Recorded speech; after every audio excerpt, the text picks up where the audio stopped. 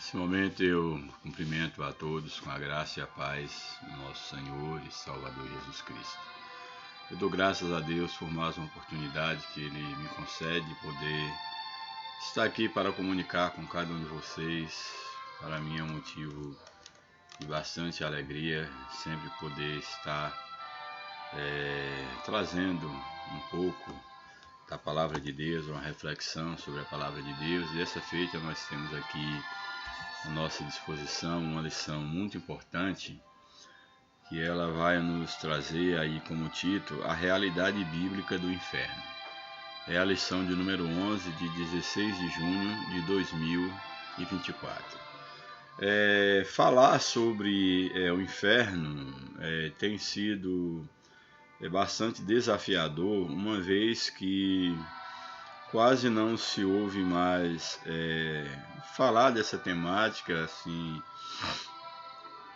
de uma forma bastante incisiva, mesmo porque já há muitos, inclusive teólogos, que já encaram a questão do inferno, da realidade do inferno, como sendo algo criado, uma espécie de um mito para poder colocar medo nas pessoas, criado na Idade Média.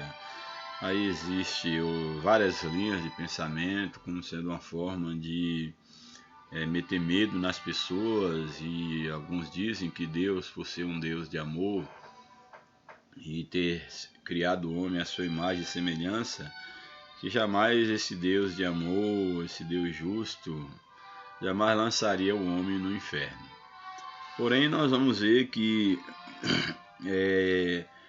a realidade do inferno é uma doutrina bíblica. Não é uma invenção da teologia, não é uma invenção de uma igreja, de um credo religioso. É uma doutrina bíblica, inclusive mencionada principalmente por Jesus.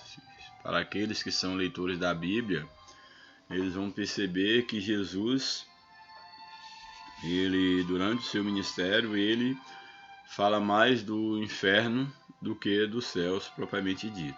Então, a doutrina do inferno é uma doutrina bíblica, não é uma invenção humana. Por mais que muitos já veem isso com desdém, pois diante de tanto mal na humanidade, diante de tantas produções de Hollywood, de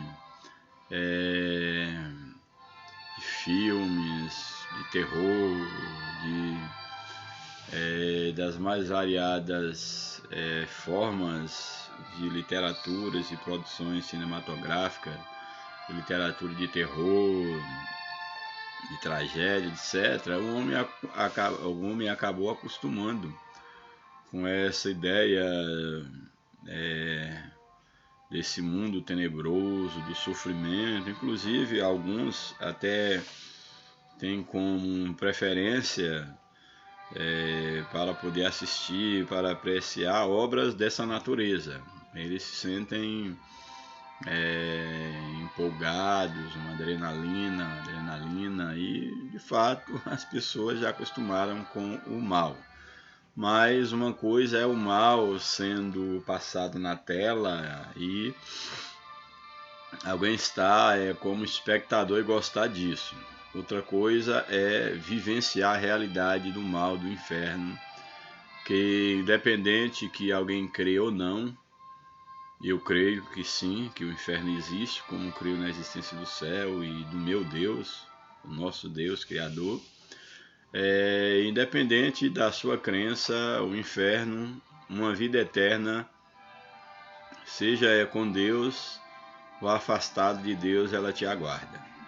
Aqueles que estiverem com Deus, a Bíblia nos promete uma vida eterna nos céus ao lado de Cristo, e aqueles que estiverem afastados de Deus, a Bíblia diz que haverá um dia do juízo, onde esses serão julgados e lançados no lago de fogo, que em português a palavra inferno ela é bem abrangente, e a Bíblia diz que esse inferno ele não foi preparado para o homem. Vamos deixar isso bem claro. A Bíblia diz que o inferno foi preparado para o diabo e os seus anjos, não para o ser humano feito à imagem de Deus. Mas infelizmente o homem pecou contra Deus e ele afastou-se de Deus, e mesmo assim Deus, por amor, ele mandou o seu Filho Jesus Cristo, e pela sua justiça ele aplicou o castigo que deveria cair sobre o homem, recaiu sobre Jesus, dando ao homem a oportunidade de, em Cristo, ele se livrar da ira de Deus. Porém, o inferno é uma realidade, queira você crer ou não, e eu digo para você, é melhor não pagar para ver, para descobrir no fim da sua caminhada, quando você fechar os olhos nessa vida, ou quando ter que comparecer diante do juízo do grande trono branco. Bem, então o tema da lição é a realidade bíblica do inferno. O texto áureo da nossa lição, Mateus 25, verso 41, ele nos traz aqui, dentro do Evangelho de Mateus, aqui traz esse fragmento do verso 41, que ele será retomado aí na leitura bíblica em classe, portanto só vou lê-lo nesse momento, que nos diz o seguinte: então dirá também aos que estiverem à sua esquerda: apartai-vos de mim, malditos, para o fogo eterno preparado para o diabo e os seus anjos. Bem interessante, acabei de falar que o texto aqui, inclusive, é um ensinamento de Jesus, Jesus falando sobre o inferno, ou sobre esse castigo eterno, e aqui ele está retratando quando, dentro de um período de tempo escatológico, haverá um momento conhecido como juízo final, onde Deus há de julgar todos, grandes e pequenos, vão comparecer diante do juízo de Deus para poder serem julgados. E aqui o texto, ele diz que aqueles que tiverem à sua esquerda, há toda uma metáfora construída em relação aos bodes, às ovelhas, e a Bíblia diz que aqueles que estiverem à sua esquerda, eles ouvirão da parte de Deus: apartai-vos de mim, malditos. Já amaldiçoados, vocês são malditos, vocês são amaldiçoados, portanto, vocês estarão afastados de mim. Mas aqui agora não é um afastamento temporário, como o homem está debaixo do pecado. Porque quando o homem pecou contra Deus, quando a humanidade pecou contra Deus, ela ficou morta espiritualmente, mas essa condição de morte espiritual, ela pode ser mudada através do encontro com Cristo, ou de ser encontrado por Cristo. Porém, o homem estando afastado de Deus, morto espiritualmente e morrendo fisicamente, estando no pecado, ele já assinou o seu destino eterno para uma morte eterna. Portanto, morrer fisicamente, estando afastado de Deus, é um passaporte para a morte eterna, que exatamente a Bíblia chama do lago de fogo, ou inferno, na nossa linguagem aqui portuguesa, que é a segunda morte, que é exatamente o lago de fogo. Portanto, aqui esse texto, ele traz exatamente uma amostra dessa realidade. Eu falei que não ia aprofundar, já estou falando do texto, mas eu vou retomá-lo logo um pouco mais à frente na leitura bíblica em classe. Aí a verdade prática nos diz o seguinte: o inferno é um lugar real de dor, agonia e desespero. A Bíblia deixa bem claro, de uma forma muito clara, claro que o inferno, ele é um lugar de dor, de agonia e de tristeza. E uma observação interessante a se fazer, diferente daquilo que se vê nas telas, daquilo que é retratado, o inferno é um lugar onde Satanás reina, onde ele vai estar atormentando as pessoas. Pelo contrário, o inferno não é o reino de Satanás, não é a morada de Satanás, não. O inferno ele foi feito especificamente com uma forma de punir a Satanás. Então, a ideia de que no inferno Satanás está punindo as pessoas, na verdade, ele será punido no inferno. A Bíblia diz, como nós lemos, vamos ver um pouco mais à frente, vamos retomar, que o inferno foi preparado para o diabo e os seus anjos. Preparado para quê? Para ele morar, passar férias, ficar lá reinando? Não. Foi preparado para o seu castigo eterno. Portanto, o inferno na Bíblia, apesar das metáforas que são utilizadas para o inferno, todo o contexto, inclusive mitológico, histórico, em que se utiliza a palavra inferno na língua portuguesa, como falei, abrange vários termos, é sempre um lugar negativo, não é um lugar para tirar férias e muito menos um lugar onde Satanás ele vai pintar e bordar, como diz a linguagem. Portanto, o inferno, à luz da Bíblia, ele é retratado como lugar de dor, de agonia e de desespero. E antes que eu me esqueça, o inferno é o único lugar onde a misericórdia de Deus não chega. A misericórdia de Deus está em todo lugar. Onde você imaginar, a misericórdia de Deus está aqui na terra, chamando o homem para o arrependimento, seja o pior dos homens, o pior dos pecadores. E todos nós somos pecadores, mas a misericórdia de Deus é a causa de não sermos consumidos. Porém, uma coisa que não existe no inferno é a misericórdia de Deus. O inferno que existe é o juízo, o castigo eterno da parte de Deus. Portanto, você deveria refletir bem na sua vida espiritual e, por um momento, pense na possibilidade de você cair na mão de um Deus sem misericórdia, de um Deus irado, de um Deus que há de lançar toda a sua ira, todo o seu castigo sobre os filhos da perdição. Portanto, grave isso no teu coração. Se tem alguma coisa que você deva gravar da revista, grave pelo menos essas palavras que eu estou dizendo, que no inferno não há misericórdia. A misericórdia de Deus não chega no inferno. Não chega a sua misericórdia, não chega o seu amor, não chega o seu perdão. O favor de Deus não há no inferno. Não há graça, não há nada. Bem, o inferno é um lugar real de dor, agonia, desespero.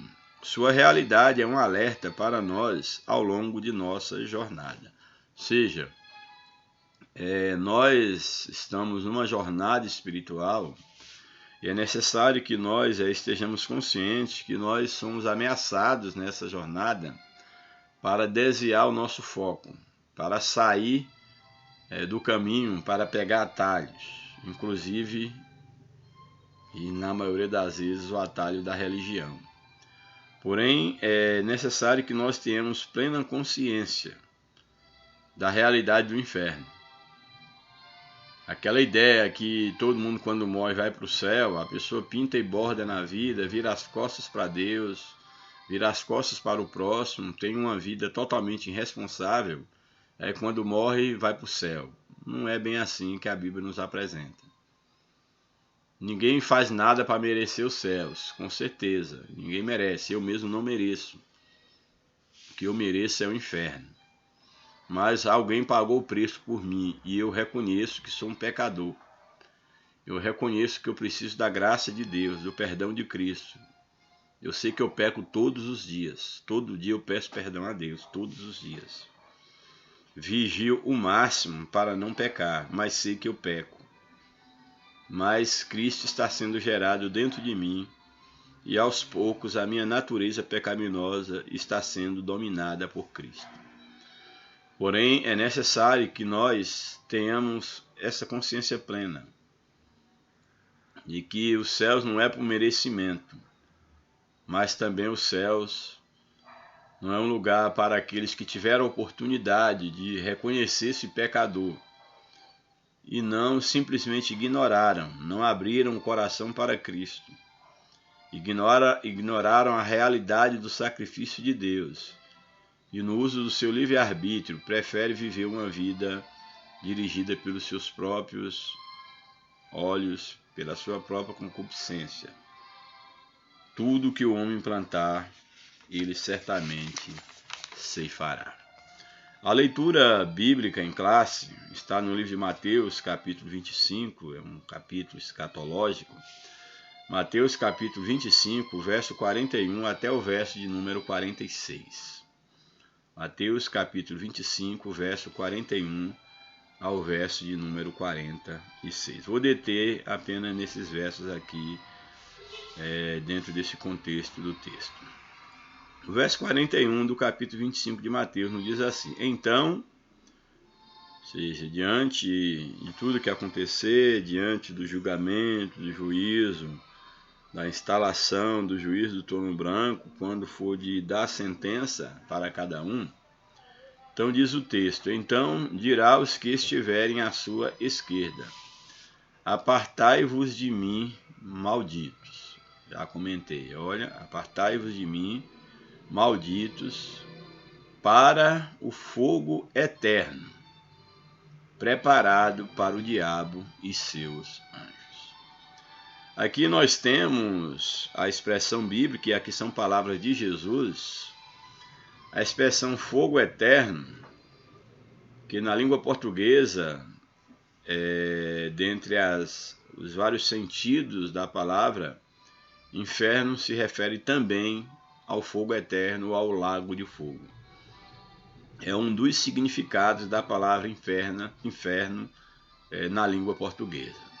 Portanto, Jesus está dizendo aqui para esses que forem reprovados diante do juízo de Deus, que eles receberão da parte de Deus a sentença de estarem afastados de Deus, de apartarem-se de Deus e serem lançados. Serem lançados, não é mais agora uma opção. Eles serão jogados, serão lançados no fogo eterno. E aqui a própria expressão em si, ela já é autoexplicativa. Fogo fala de algo que consome, fala de algo que traz dor. Porém, ao mesmo tempo, a Bíblia diz que esse fogo e aqueles que ali forem lançados, no outro momento, a Bíblia diz que eles não morrerão, que todos estarão com um corpo imortal, não glorioso, mas imortal. E o fogo, ele é eterno porque o sofrimento é eterno. Porque aqueles que para ali forem jogados, lançados, eles hão de sofrer eternamente. Porque não faz sentido um fogo eterno se aqueles que para ali forem lançados não viverem uma eternidade futura, vamos colocar assim, essa eternidade futura. Portanto, o inferno aqui é retratado como um fogo eterno. E aqui o próprio Jesus deixa bem claro que esse fogo eterno, ele não foi preparado para esses aqui, para os homens, mas foi preparado para o diabo e seus anjos. Ou seja, o fogo eterno, o lago de fogo ou o inferno, em termos bíblicos, ele foi preparado para Satanás por ter se rebelado contra Deus e para todos os anjos que seguiram na sua rebelião. Exatamente para esses seres espirituais é que o inferno foi preparado, para o diabo e os seus anjos. Mas aqui o texto bíblico, palavra do próprio Jesus, está dizendo que aqueles que, os mortos sem Cristo, perdidos, que rejeitaram a Deus, que haverão de ressuscitar, que serão colocados do lado esquerdo ali do juízo do grande trono branco, do juiz que ali está, que é o próprio Deus, o próprio Cristo. Eles serão lançados no lago de fogo, lugar que não foi preparado para eles. Daí a insistência de Jesus ao pregar o evangelho, dos seus apóstolos, da igreja na atualidade, dos verdadeiros cristãos que não estão interessados em estar pregando cura em primeiro lugar, está pregando prosperidade, oferta, nada de coisas materiais. Mas a preocupação maior da verdadeira igreja e do evangelho é mostrar às pessoas que elas estão no pecado, estão mortas espiritualmente. E elas precisam reviver através de Cristo Jesus para poder um dia se livrar do inferno e um dia poder morar nas mansões celestiais. Essa é a mensagem mais importante do Evangelho. Jesus cura? Sim, Ele cura. Ele nos abençoa na nossa vida financeira. Ele faz tudo isso. Mas isso são coisas que perecem. Você vai ser curado, mas um dia você vai morrer. Um dia você vai adoecer. Você enriquece, mas um dia você vai morrer, não vai levar nada, ou você vai perder tudo. Porém, o que você não pode perder é a sua vida eterna. Porque uma vez perdido, fora de Deus, perdido uma vez, eternamente perdido. Selando o seu destino aqui nessa vida como um perdido, você estará perdido para sempre. Como salvo, você estará salvo para sempre. Lembrando que a salvação só em Cristo Jesus. Não é o pastor, não é o padre, não é a igreja católica, não é a igreja evangélica, não é o espiritismo. Só Cristo. Ele é o caminho. Ele é a verdade. Ele é a vida. Se você está convencido que você é salvo porque você é crente, você é evangélico, você é católico, você é espírita, você vai para o inferno com sua religião. Que quem salva o homem não é religião. Quem salva o homem é Cristo. Porém, Cristo é o Deus Santo encarnado.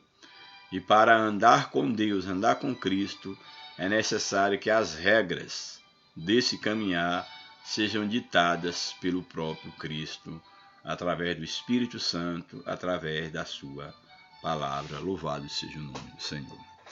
Aí o verso de número 42 vai elencar alguns dos motivos pelos quais essa pessoa ela será lançada no lago de fogo.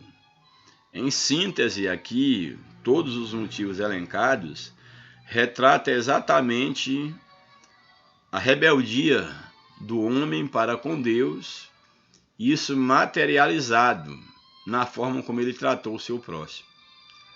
Porque a melhor forma de você dizer que ama a Deus, que você serve a Deus, e você dizer que tem uma vida nova, uma vida diferente, que você está mudando de vida, a melhor forma de você dizer isso é no relacionamento com o outro. É a forma como você trata o outro. É a forma como você faz os seus negócios. Como você age. Como você tem respaldado o seu caráter, a sua moral, a sua dignidade. É aquilo que você faz no dia a dia. É o testemunho que as pessoas podem dizer sobre você.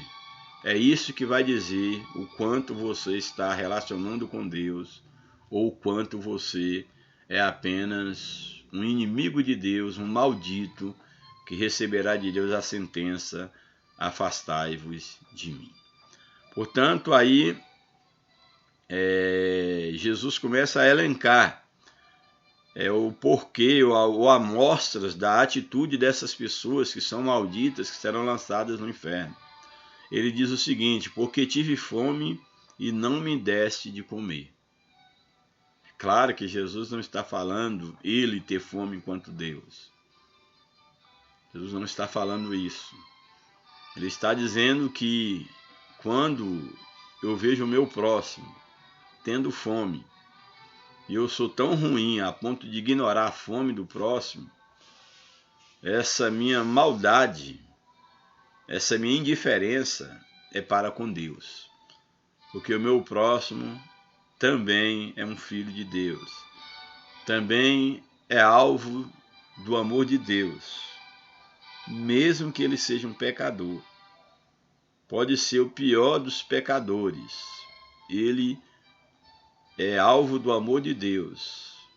E ele também pode ser alcançado pela bondade de Deus, pela vida eterna, pela salvação, como também pelo cuidado de Deus através daqueles que foram alcançados. Deus não vai descer do céu para ajudar o outro que está ao seu lado. Deus, ele faz isso através de mim e através de você. Portanto, pense muito bem. Quando você ignora o outro, quando você faz mal a alguém, você está fazendo mal ao próprio Deus. Quando você ajuda alguém, você está ajudando o próprio Deus. Quer glorificar a Deus? Glorifique-o, mas não apenas de lábios. Está na igreja dando glória a Deus, aleluia, com roupa de crente, uma Bíblia debaixo do braço, dando dízimo, como que pagando imposto, dando ofertas, fazendo obras de caridade, seja lá o que for. Nada disso compra a graça de Deus. Essas coisas, ajudar o próximo, ofertar, dizimar, fazer caridade para uma instituição social, isso tudo é importante, mas não deve ser feito com a finalidade de comprar a graça de Deus. E isso aqui que eu estou falando não é contradição.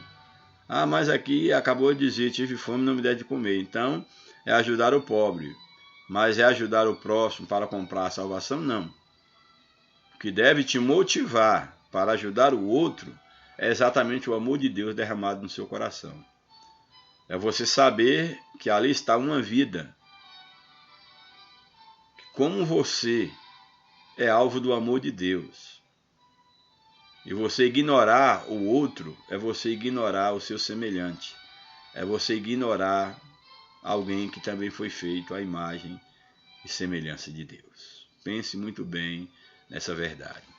Aí ele segue, porque tive fome e não me deste de comer, tive sede e não me deste de beber, sendo estrangeiro, não me recolheste, estando nu, não me vestisse, estando enfermo e na prisão, não visitastes. Seja, toda essa indiferença que as pessoas têm para com o seu próximo, eles estão fazendo isso contra o próprio Deus. A Bíblia diz que nós seremos conhecidos como servos e servas de Deus se nós amarmos uns aos outros.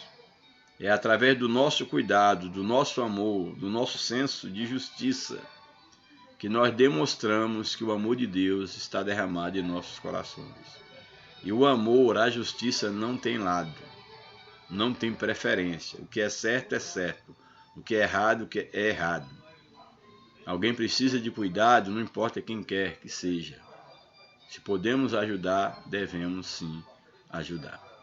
Aí na sequência, no verso 44, é interessante porque aqui Jesus ele traz essa imagem escatológica, que diante dessas palavras muitos vão dizer, então eles também lhe responderão ao juízo, a Deus, Senhor, quando te vimos com fome ou com sede, ou estrangeiro, ou nu, ou enfermo, ou na prisão e não te servimos? Quando é que aconteceu isso? Olha a resposta do juízo naquele dia, ou do juiz. Então lhes responderá dizendo, em verdade vos digo que, quando a um desses pequeninos, ou seja, o próximo, o não fizeste, não o fizestes a mim. Se quando vocês ignoraram um semelhante, por menor que fosse, quando você o ignorava, você estava ignorando a mim. Essa será a resposta de Deus. E aí, o verso 46 fecha dizendo, e irão esses que negaram o benefício ao próximo, que negaram a Deus. Diz o seguinte, e irão estes para o tormento eterno. Daí o sentido do que eu falei, o fogo eterno. Eles irão para um tormento eterno. Quer dizer o quê? Que eles serão atormentados de eternidade em eternidade, falando de uma eternidade futura.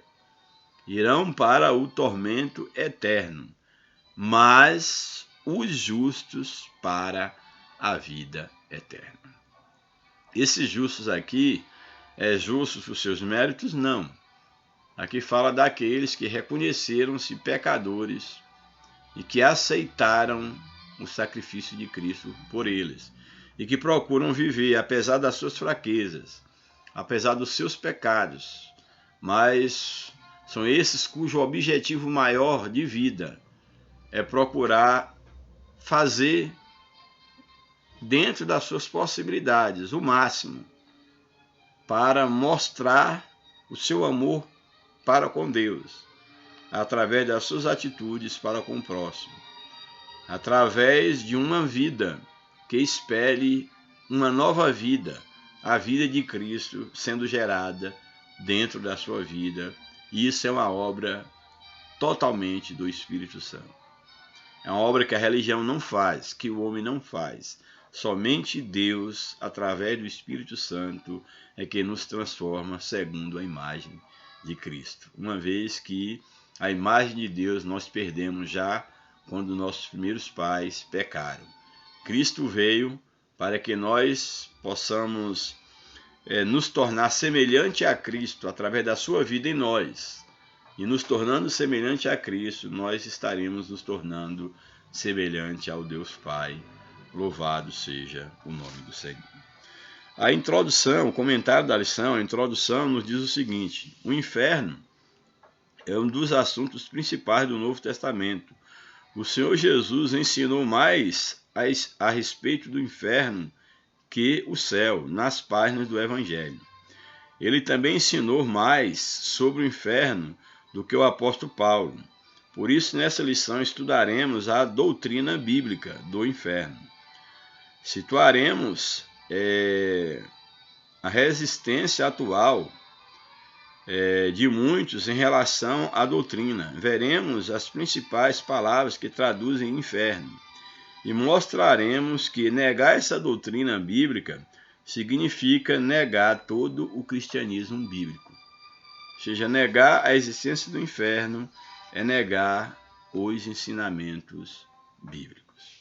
Primeiro tópico da lição: o pensamento humano a respeito do inferno. Primeiro subtópico: filósofos e teólogos de mente cauterizadas. Aqui é importante fazer uma observação que o tópico não está dizendo que o filósofo, que o teólogo tem uma mente cauterizada. Existem filósofos e filósofos, como existem teólogos e teólogos. Aqui está dizendo que há filósofos e há teólogos cuja mente já está cauterizada.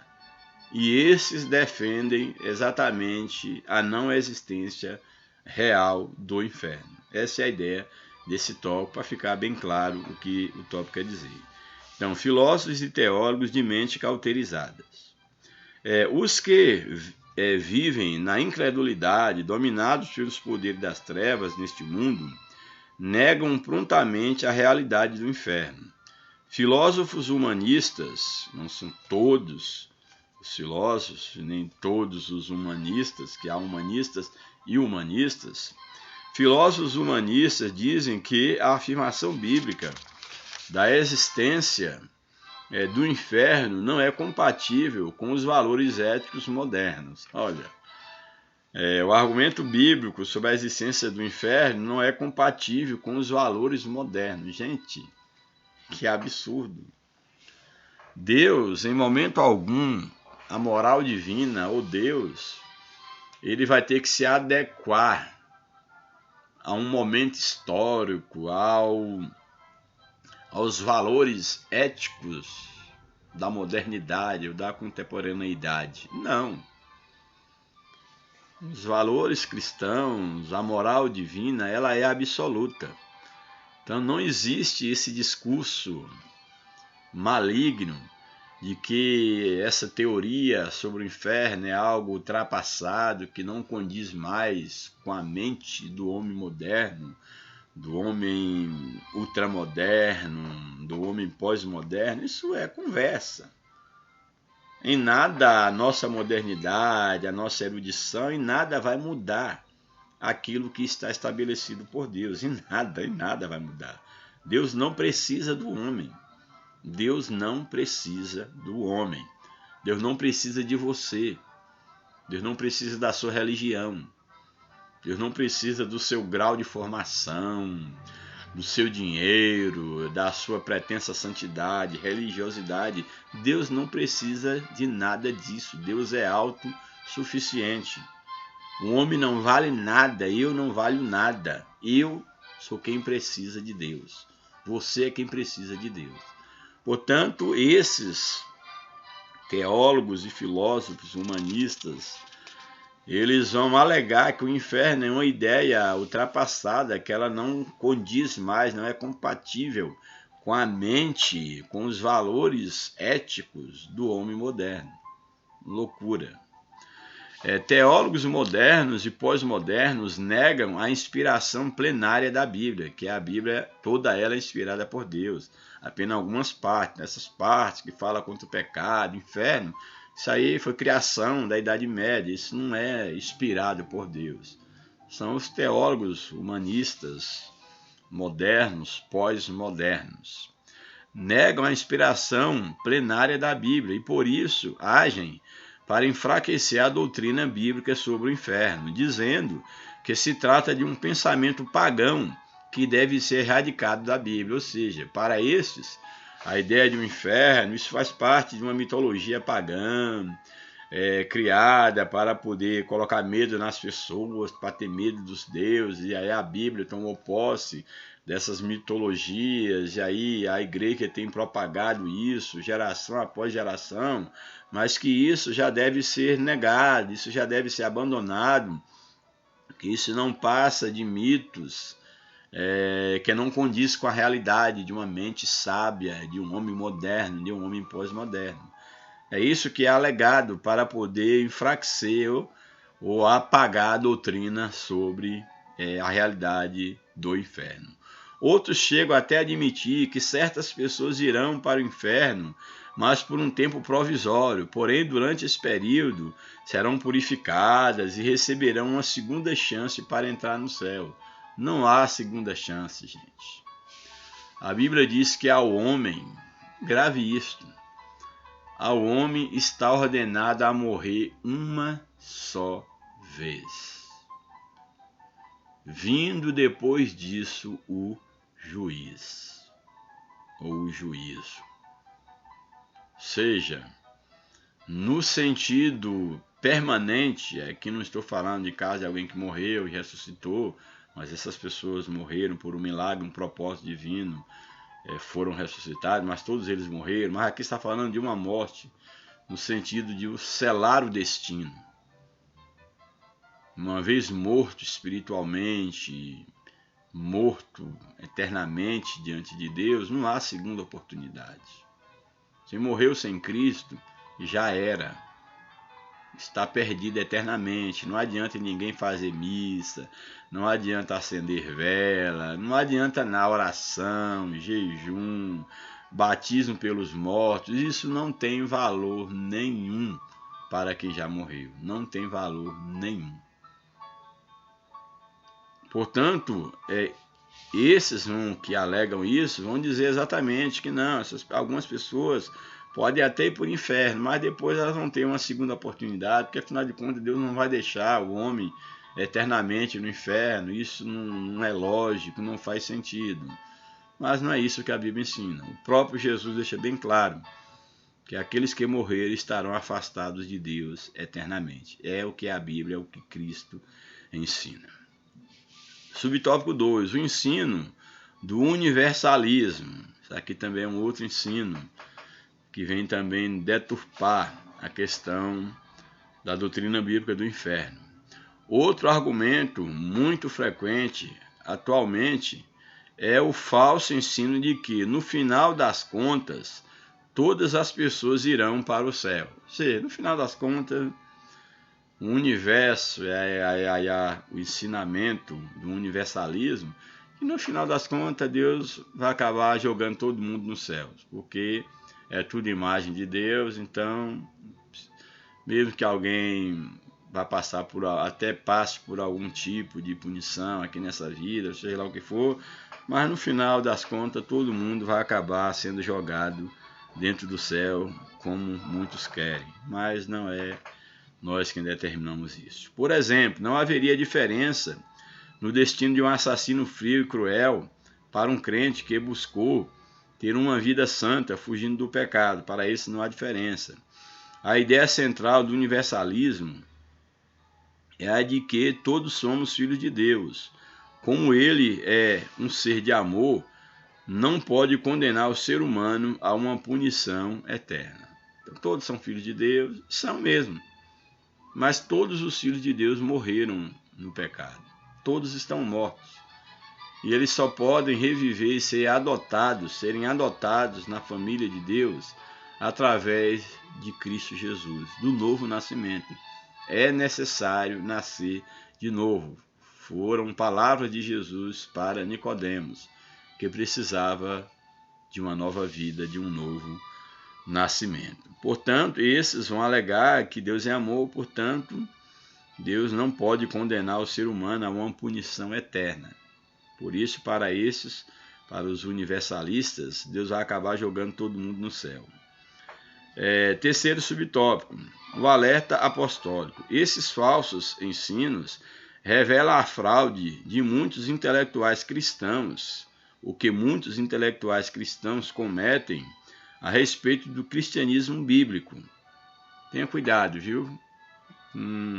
Meros intelectuais que se levantam com o discurso de autoridade, os intelectuais, os eruditos de plantão, que estão tentando reescrever a Bíblia, reinterpretar a Bíblia, para poder conformar, né, com a sua mente já embotada, cauterizada. Então, tenha muito cuidado. Então, esses falsos ensinos revelam a fraude que muitos intelectuais cristãos cometem a respeito do cristianismo bíblico puro. O que eles fazem é transformar a verdade de Deus em mentira, negar integralmente o ensino bíblico a respeito da realidade bíblica do inferno, como se encontra claramente exposta no Novo Testamento. É uma doutrina que está claramente posta no Novo Testamento e não tem como negar. Não por acaso o apóstolo Paulo escreveu a respeito desses falsos ensinadores, dizendo que eles teriam a aparência de piedade, de santidade, de homens, mulheres de Deus, conhecedores da palavra, teriam essa aparência de piedade, mas negariam a sua eficácia, ou seja, era piedoso no discurso, mas na prática não havia nada de piedade, de temor. Piedade entenda como se uma vida de temor, de santidade, de servir a Deus, isso mostrando através do serviço ao próximo, de um caráter ilibado. Mas não, eles só têm a aparência de piedade, mas a eficácia nada. Eles resistiriam à verdade. E como? Têm resistido à verdade, tanto é que tentam negar as doutrinas bíblicas. Essas são as características desses falsos ensinadores. Aparência de piedade, mas nega a eficácia, resistiriam à verdade, apostatariam da fé, ou seja, afastariam da fé genuína e dariam ouvidos à doutrina de demônios. Afastar-se da fé e dar ouvidos a todo tipo de ensinamento de demônio, como as ideologias que estão aí ganhando força mundo afora. E muitas religiões, muitos líderes religiosos têm abraçado as novas ideologias demoníacas, doutrinas de demônio, aceitando aquilo que a Bíblia nunca vai aceitar. Prostituição é pecado, será pecado sempre. Adultério é pecado, será sempre. Fornicação é pecado, será sempre. A homossexualidade é pecado e será sempre. Toda forma de pecado condenada à luz da Bíblia sempre será pecado. Então, esses falsos ensinadores, eles vão resistir à verdade, vão apostatar da fé, porque vão dar ouvidos à doutrina do diabo, à doutrina de demônio, tendo suas consciências cauterizadas. Vocês já perderam o temor de Deus. E a Bíblia diz que é pelo temor de Deus que o homem se desvia do mal. Então, pelo fato desses ensinadores, esses líderes religiosos, eles estarem com a mente cauterizada, a consciência cauterizada, eles não conseguem mais perceber o absurdo das ideologias que eles defendem, a loucura que eles estão fazendo, exatamente porque a mente está cauterizada, já perderam o temor de Deus. Atualmente, estamos testemunhando de maneira vívida todos os alertas apostólicos quanto aos falsos ensinos e ensinadores dos últimos dias. Tudo está se cumprindo.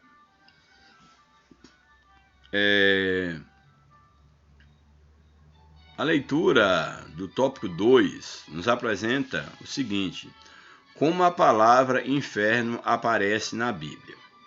No Antigo Testamento, a primeira palavra a ser destacada no Antigo Testamento é Sheol, o Sheol.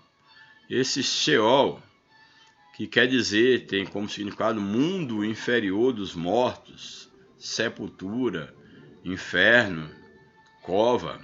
Ela traz a ideia do Antigo Testamento para morada dos mortos, lugar que não tem retorno. Essa palavra aparece 65 vezes no Antigo Testamento. Sepultura, lugar para onde os mortos iam. Os fiéis seriam resgatados deste lugar. Os ímpios não seriam resgatados de lá. Tem aí Jó, a citação 21. No Antigo Testamento, o ensino sobre o destino das pessoas se concentrava mais para o lugar onde os corpos das pessoas iam, não para o destino da alma após a morte. Isso aqui é bem interessante, essa informação, porque os ensinamentos no Antigo Testamento davam uma ênfase quase que total, não que não tenha algum texto que dê uma menção no aspecto espiritual, mas na sua maioria a menção era sobre o destino dos corpos, mesmo porque os próprios lugares descritos como o sentido do inferno, como sendo a sepultura, um lugar sem retorno, a morada dos mortos, tudo isso aí apontava para algo que seria esclarecido de uma forma total no Novo Testamento. E no Novo Testamento essas questões elas são bem esclarecidas. Aquilo que o salmista falou, não deixará minha alma na sepultura, na cova, isso tudo no Novo Testamento, principalmente através de Jesus, isso tudo se torna bem claro. Que mesmo no Antigo Testamento, usando essas figuras como a cova, a sepultura, mas aquilo ali já apontava para o inferno em termos espirituais, para um lugar de sofrimento eterno. Aquilo ali já apontava, porém aquilo ali ainda não estava desvelado, vamos dizer assim, dentro daquele contexto. Portanto, no Antigo Testamento, o ensino sobre o destino das pessoas se concentrava mais para o lugar onde os corpos das pessoas iam e não para o destino da alma após a morte. Não há, portanto, um texto claro no Antigo Testamento a respeito dessa divisão do Sheol entre um lugar de castigo e outro lugar de bênção. Que lá no Sheol havia uma parte de bênção para os justos e outra parte para os ímpios. Como isso no ensinamento de Jesus já fica claro. Naquela parábola que questiona se é parábola do rico e de Lázaro, onde diz que eles lá no Hades ou no Sheol, eles estavam separados um do outro, e um já sofria e o outro não. Então não há essa clareza no Antigo Testamento. No Novo Testamento já temos esta clareza. Portanto, não há, portanto, um texto claro no Antigo Testamento a respeito da divisão do Sheol entre um lugar de castigo e outro de bênção. Assim, o Antigo Testamento aponta para um novo. No caso, no Novo Testamento, a doutrina do destino eterno das pessoas após a morte é bem clara. Contudo, de modo geral, a palavra hebraica Sheol, que tem esse correspondente no grego e no Novo Testamento, também é descrita como um lugar de castigo. Ela também descreve como um lugar de castigo. Aí o subtópico 2, no Novo Testamento. 3 palavras gregas que aparecem no Novo Testamento foram traduzidas pela palavra inferno. Então a palavra inferno em língua portuguesa, ela de fato, ela se refere a 3 palavras gregas. Quais são essas palavras? A primeira, o Hades, que é traduzido do hebraico Sheol. Então, traduzido lá do hebraico, do Sheol, que nós vimos no Antigo Testamento, do Sheol, traduz-se então Sheol para Hades, que é uma palavra grega, que é uma das versões ou uma das traduções da palavra inferno na língua portuguesa. Então, temos então a palavra inferno, que é Hades, traduzido do hebraico Sheol, como também o inferno se referindo ao Tártaro. O inferno também é uma referência ao Tártaro, como também a Geena, ou a Geena, como alguns pronunciam. A palavra Hades significa lugar de castigo. Então, Hades é um lugar de castigo, que é uma tradução de Sheol. E é interessante porque há um texto em Lucas, no capítulo de número 16, verso 23, Lucas 16, verso 23, que diz o seguinte: no Hades, onde estava sendo atormentada, que é a parábola do rico e de Lázaro, o mendigo, Lucas 16, verso 23. No Hades, que é correspondente ao Sheol, onde estava sendo atormentado, ele olhou para cima e viu Abraão de longe, com Lázaro ao seu lado. Então, aqui fala exatamente desse episódio narrado por Jesus. Então chamou, o rico dirige ao pai Abraão: tenha misericórdia de mim e manda que Lázaro molhe a ponta do dedo na água e refresque a minha língua, porque estou sofrendo muito neste fogo. Aqui é um retrato de algo, Jesus falando sobre o Sheol, sobre o Hades, e mostrando que é um lugar de sofrimento, que ele está ali no fogo. E há um outro texto também que refere ao inferno como lugar de sofrimento, que está em Mateus, capítulo 18, verso 8 e 9, que diz o seguinte: Mateus 18, verso 8 e 9. Verso 8: se a sua mão ou o seu pé o fizerem tropeçar, corte-o e jogue-os fora. É melhor entrar na vida mutilado, aleijado, do que tendo as duas mãos ou os dois pés ser lançado no lago eterno. E se seu olho o fizer tropeçar, arranque-o e jogue-o fora. É melhor entrar na vida com um só olho do que tendo os dois olhos ser lançado no fogo do inferno. Gente, é bom deixar bem claro que aqui a ideia de a mão, fizer tropeçar, arrancar a mão, arrancar os olhos, não é no sentido físico de você arrancar o olho e arrancar a mão, não é isso não. Aqui esses elementos são tomados de forma metafórica, dizendo o quê? Que se tem algo que a tentação vem através dos seus olhos e te leva a pecar, você deve deixar de olhar. Essa é a ideia de arrancar os olhos, não é arrancar seus olhos físicos, mesmo porque o desejo não está nos olhos, está no coração. Mas o olho é uma ponte para o nosso coração. Então o que o texto está dizendo é que se ao olhar alguma coisa isso me faz tropeçar, que eu devo arrancar meus olhos. Mas de que forma? Deixar de olhar. É nesse sentido. Se tem alguma coisa que eu pego, que me contamina, se eu estou lançando a mão para pecar, que eu deixe de lançar minha mão para o pecado. Esse é o sentido de arrancar a mão e arrancar os olhos. É deixar de dirigir seus olhos para aquilo que te faz pecar. Deixar de dirigir os teus pés, as tuas mãos, para fazer aquilo que é contra a vontade de Deus. É nesse sentido. Porque o texto diz aqui, a ideia aqui do texto é mostrar que é melhor você deixar de fazer essas coisas do que você fazer essas coisas e ser lançado no inferno. Aqui fala no lago eterno e depois fala no inferno, no fogo do inferno. Bem claro aqui também palavra de Jesus no Evangelho de Mateus. Portanto, é uma doutrina irrefutável que não há como negar. Aí na sequência, o texto ele continua nos mostrando, aqui nós já lemos os textos, vou só reler aqui o início do parágrafo. A palavra Hades significa lugar de castigo. Também pode se referir ao estado de morte que o ser humano experimentará no fim da vida. Um lugar de castigo, lugar de estar no fim da vida afastado de Deus. A palavra Tártaro, aqui falamos da palavra Hades.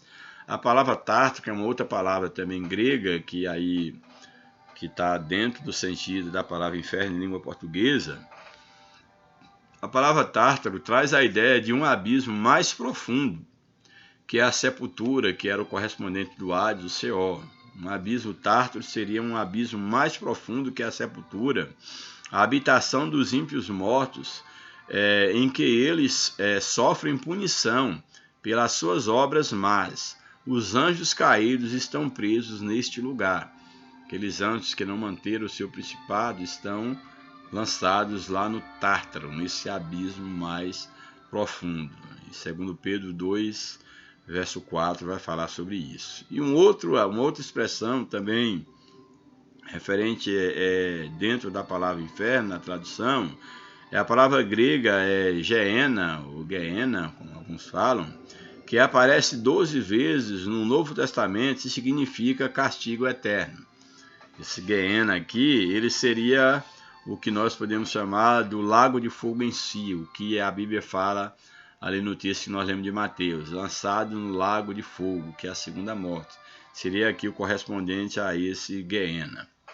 Então, é uma palavra que deriva de termos hebraicos atrelados ao vale. Aí essa palavra, interessante, o Geena, que ela é uma palavra grega, mas derivada de termos hebraicos, que lá o Geena era exatamente um lugar, era uma palavra derivada de termos hebraicos que referia ao vale de Inom, que é ao lado sul de Jerusalém. Neste lugar, os adoradores de Moloque, eles sacrificavam os bebês no fogo. Daí Geena, um lugar ali de essa representação de um fogo não apagar, de sofrimento, porque ali eram sacrificados ao deus Moloque, que tinha fogo no seu ventre, um fogo por baixo, e a criança era colocada dentro do ventre daquele deus, e ali a criança era sacrificada. Então aqui é retomado esse ritual pagão para trazer uma imagem do que seria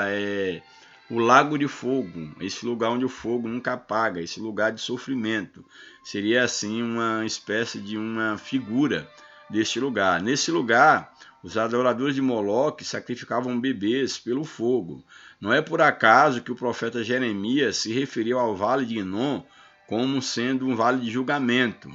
No tempo do Novo Testamento, esse vale de Inom, ou Geena, no tempo do Novo Testamento, era um lugar em que se queimava o lixo da cidade. Daí, todo o lixo era jogado ali e ficava queimando dia e noite, porque era ali, jogava o lixo e ficava queimando dia e noite. Então, uma representação aqui do que seria o inferno, em termos espiritual, ou lago de fogo, esse lugar onde queima sem parar, por toda a eternidade. Essa palavra recebeu todo o simbolismo de castigo eterno, de fogo eterno, de juízo final em Mateus, como nós já lemos, que faz jus ao inferno, ao termo inferno, na nossa língua portuguesa. E por fim, o último tópico da lição, tópico 3, a doutrina bíblica do inferno. Primeiro subtópico, o conceito bíblico de inferno. À luz de Mateus 25:41, o inferno é um lugar real. O Deus justo e bom jamais faria um lugar como esse para o ser humano criado à sua imagem e semelhança. Deus não faria um lugar desse para o ser humano, como não o fez, mas sim para o diabo e seus anjos que se rebelaram contra ele. Entretanto, quando o ser humano despreza a Deus e a sua palavra, colocando-se sob o governo, debaixo do governo do Deus desse século, do diabo, será também sentenciado e destinado ao mesmo lugar que Satanás e seus demônios foram. Ou seja, se o homem vira as costas para Deus, o homem só pode servir a um Senhor, ou a Deus ou ao diabo. Se o homem serve ao diabo e ele abandona a Deus, o que está reservado para o diabo é o fogo eterno. Se o homem segue o diabo, ele vai morar onde o diabo... Morar não, ele vai ser lançado onde o diabo será lançado. E lá ele vai existir eternamente em sofrimento. Existir eternamente em sofrimento. Subtópico 2. O que ensina a doutrina? A realidade do inferno é um ensinamento integralmente bíblico. descrito como um lugar de tristeza, vergonha, dor. É assim que é descrito o lago de fogo, um lugar de tristeza, vergonha, dor, extrema agonia. É assim que a Bíblia descreve o inferno. Isso porque o ser humano irá para o inferno de maneira integral. E aqui o comentarista coloca corpo e alma. Me faltou aqui a expressão espírito, que eu sei que é uma polêmica dentro da teologia. Mas quando ele diz que é de forma integral, ele coloca corpo e alma, ou ele, o comentarista aqui, ele é um dicotomista, só crê na existência do corpo e da parte imaterial, porque se ele for tricotomista, ele omitiu aqui a questão do espírito. Porque se o homem vai de forma integral e você é tricotomista, o homem não é integral se lhe faltar o espírito. Portanto, para você defender que o homem vai de forma integral para o inferno, se você crê no homem como um ser tricotômico, então o homem vai para o inferno espírito, alma e corpo. Se você é da linha da dicotomia, vai para o inferno o corpo e a alma. Agora, a questão do espírito, sei que é um ponto de discussão dentro da teologia, e alguns pegam algum texto bíblico para defender isso, mas é dividida as opiniões. E eu não vou aqui estar dando uma sentença em relação a essa discussão. Mas eu, particularmente, creio que o homem será integralmente lançado fora da presença de Deus ou estará eternamente na presença de Deus. Eu creio na integralidade. Seja você tricotomista ou dicotomista, eu creio que se é para estar afastado de Deus, é afastado mesmo por completo, porque faltando uma parte, não é o homem completo. Portanto, o ser humano irá para o inferno de maneira integral. Assim, de acordo com o vasto ensino do Novo Testamento, todas as pessoas que desprezam Jesus como Senhor e Salvador das suas vidas, aqui o comentarista coloca, passarão a eternidade. Eu não colocaria a palavra passarão a eternidade, porque é autocontraditório, é paradoxal. Como vai passar uma eternidade? Se é eternidade, então não pode passar. Então a ideia aqui não é passar, ninguém vai passar a eternidade como se fosse acabar, ou passar umas férias, ou um dia vai acabar. Se é eternidade, não acaba.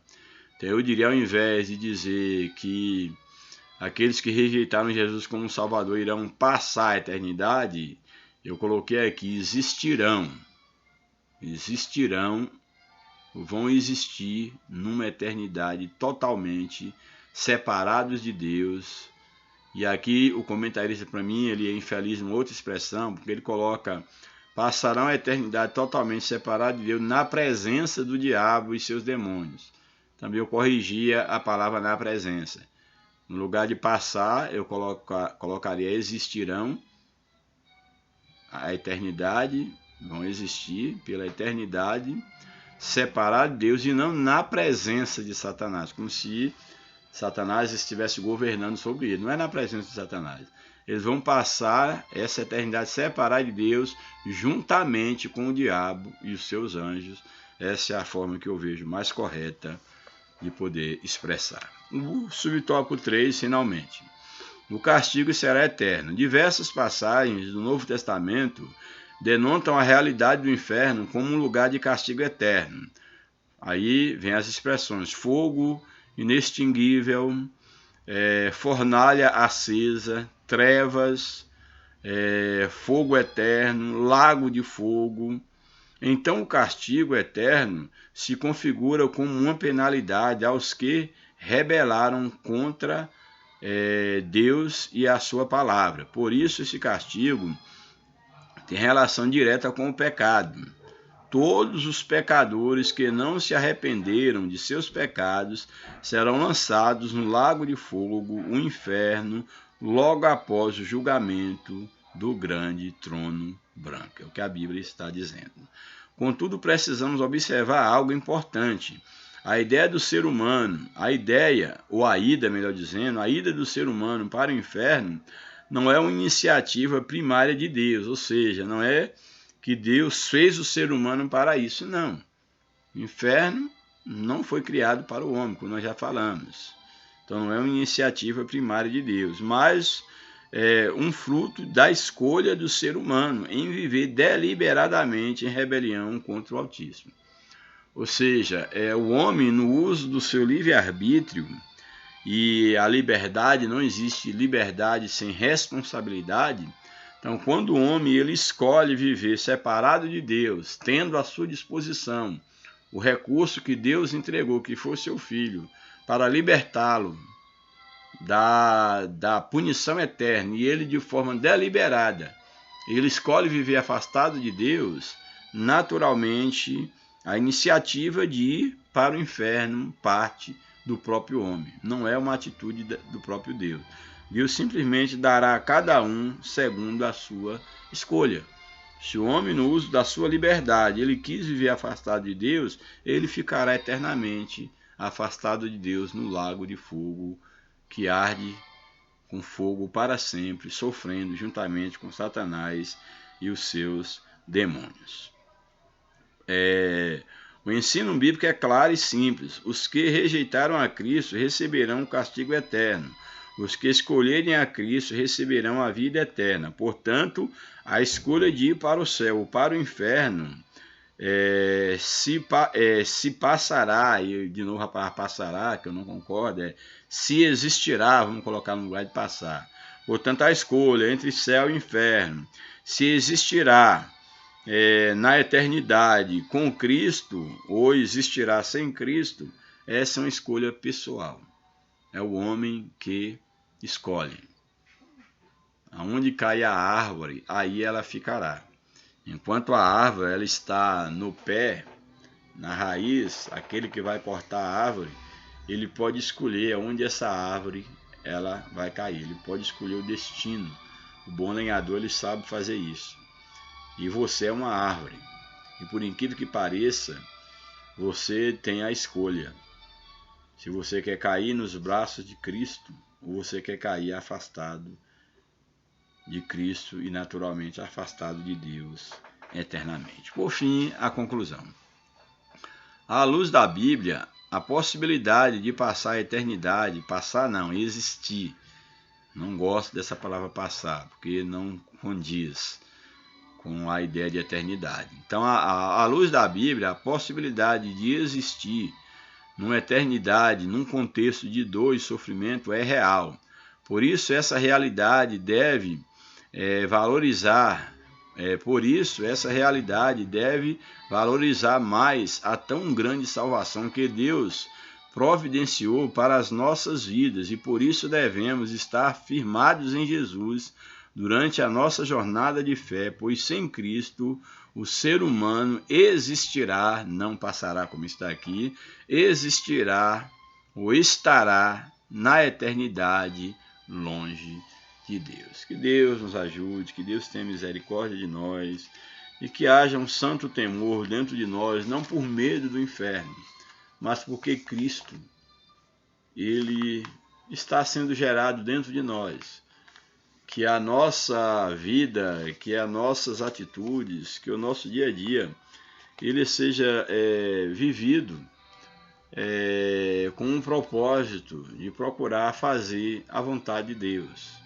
E isso de forma prática, expressando através dos nossos relacionamentos com o outro, não por interesses secundários, mas que nós possamos refletir o amor de Deus que é Cristo, que foi derramado em nossos corações. Que Deus nos abençoe, que Deus nos ajude, que você, apesar dos pesares, das dificuldades, das suas fraquezas, que você fique firme. Olhe para Jesus, o autor e consumador da fé. Não olhe para o homem, não olhe para a religião, não olhe porque o padre fez isso, porque o pastor fez aquilo, porque o guia espiritual fez isso e aquilo outro. Um único Salvador é Jesus Cristo. Olhe para Ele, firme-se nele, na sua palavra, e certamente Ele te conduzirá à vida eterna. Que Deus te abençoe, que a graça e que a paz de Cristo reine em vossos corações, em nome de Jesus. Amém. Deus os abençoe. Orei por mim, por minha família, em nome de Jesus. Amém.